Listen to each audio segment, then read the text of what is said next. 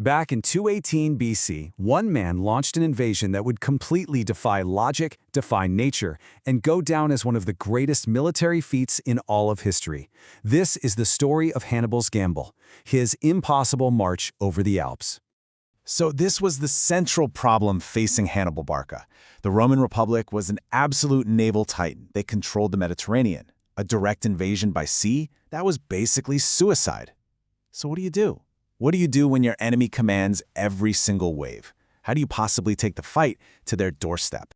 You don't challenge them where they're strong. You attack their imagination.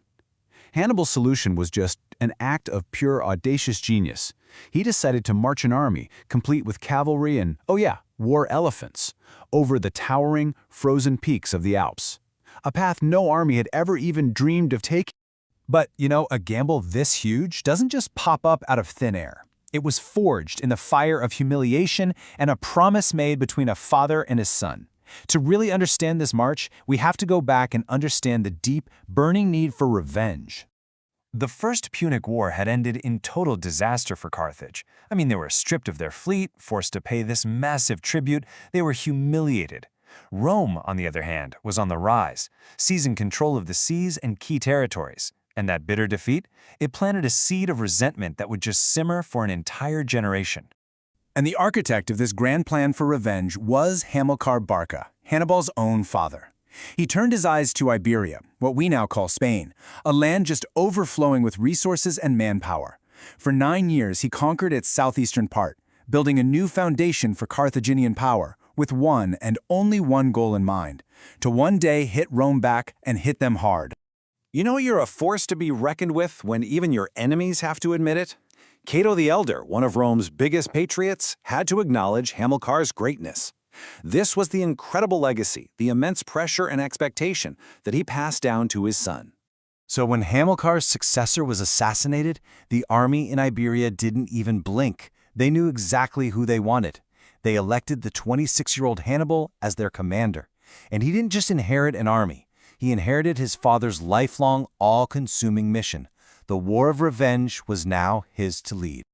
With his command secure, Hannibal wasted no time at all. The long march began, a grueling trek that would push his army to its absolute limits, long before they ever saw a single snowflake from the Alps.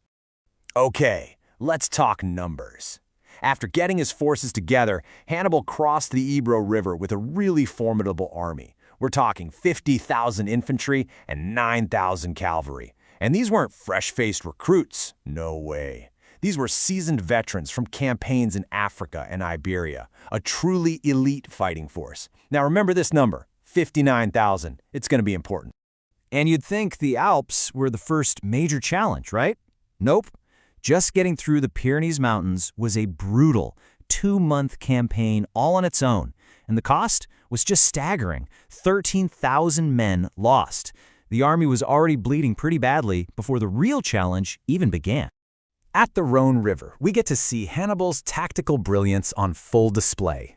He's facing this hostile Gallic tribe on the other side, and instead of just charging straight at them, he sends a detachment on a secret march way upstream to circle around behind them. While his main force makes a whole lot of noise pretending to get ready to cross, the flanking force just crashes into the enemy's rear. It was total chaos, which allowed Hannibal's army to land with barely a fight, a perfectly executed trap. So, the Rhone was crossed. The Romans had been completely outsmarted, and now only the mountains stood in the way. For 15 days, Hannibal's army would face a trial by ice, by rock, and by ambush.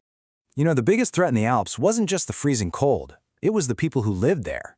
First, this tribe, the Allobroges, tried to block a pass. But Hannibal's spies found out they only guarded it during the day, so he seized it in a daring night raid. Later on, another tribe pretended to be friendly, but Hannibal was suspicious, and good thing too. When they ambushed his column in a narrow gorge, he had already placed his best troops in the rear. That rear guard held him off, saving the army from being totally wiped out. As hard as getting up the mountain was, believe it or not, the journey down was a total nightmare.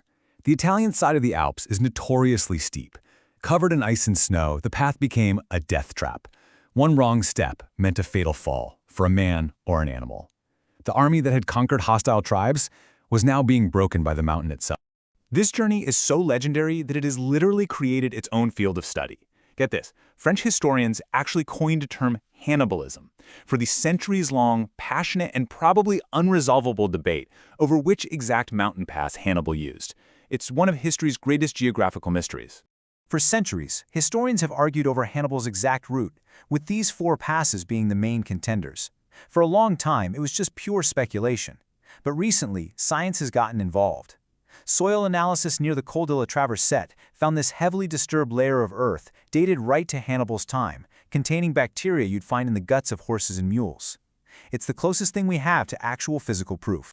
After 15 days of absolute hell, the survivors finally stumbled down into the plains of Italy. But the army that emerged from the mountains was not the same one that went in. The price of this legendary achievement was about to be counted. And this is the true cost of crossing the Alps. Just look at these numbers. That 59,000-strong army that crossed the Rhone, it was down to just 26,000. More than half the army, over 30,000 men, were lost to the ambushes, the cold, and the falls. It is a truly mind-boggling price to pay just to get to the battlefield. But despite those horrific losses, the gamble had paid off. Hannibal had done the impossible. He brought a Carthaginian army onto Italian soil, completely bypassing Rome's powerful navy. And the men who survived? Well, they were the toughest of the tough, forged into a core of veterans who were utterly loyal to the commander who had led them through fire and ice. Rome had absolutely no idea what was about to hit them.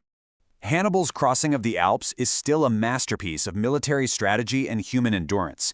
He proved that the impossible could be made possible through sheer will and genius. But it leaves us with this haunting question, doesn't it? What is the true cost of ambition? And when a legend is written in the lives of tens of thousands, was the glory really worth the price?